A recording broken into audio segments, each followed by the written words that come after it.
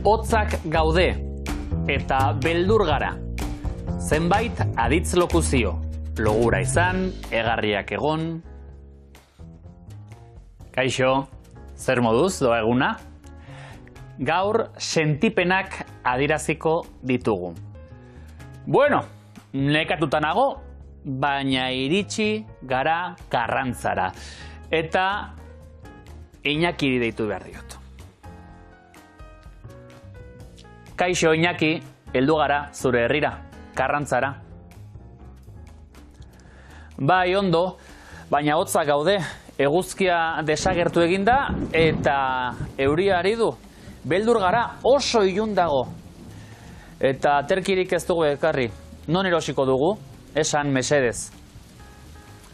Umeak egarriak daude eta plazako tabernara joatea pentsatu dugu.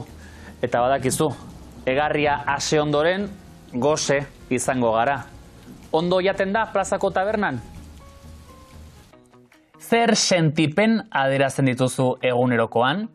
Hona hemen batzuk. Beroa, hotza, gosea, egarria, lotxa, beldurra. Sentipenak adierazteko izan aditza erabiltzen dugu izen horiekin. Eta multzo bat osatzen dugu. Hona hemen egitura. Izena, gehi, izan aditza. Adibidez, bero izan, hotz izan, gose izan, lotxa izan, edo beldur izan.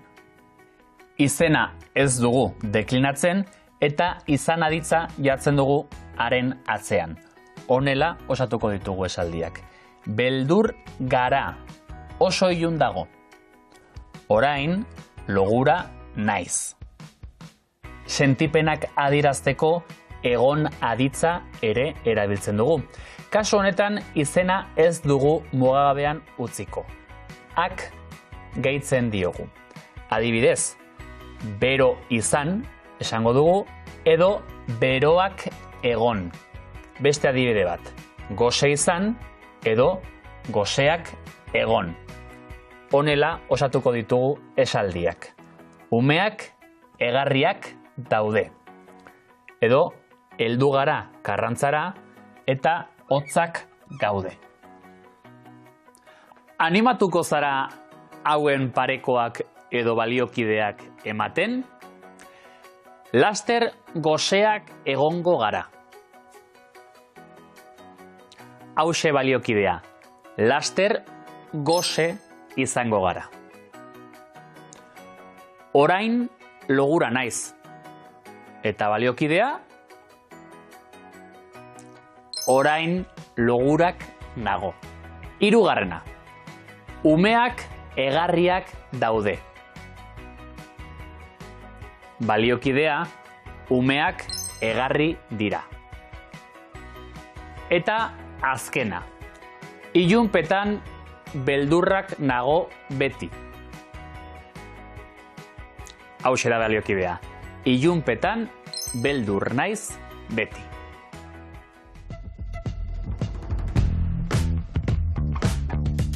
Sentipenak adierazteko izan aditza.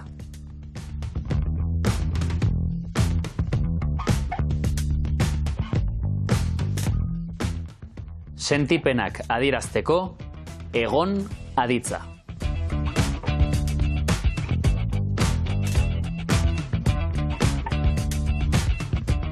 Sentipenak adierazteko bi modu.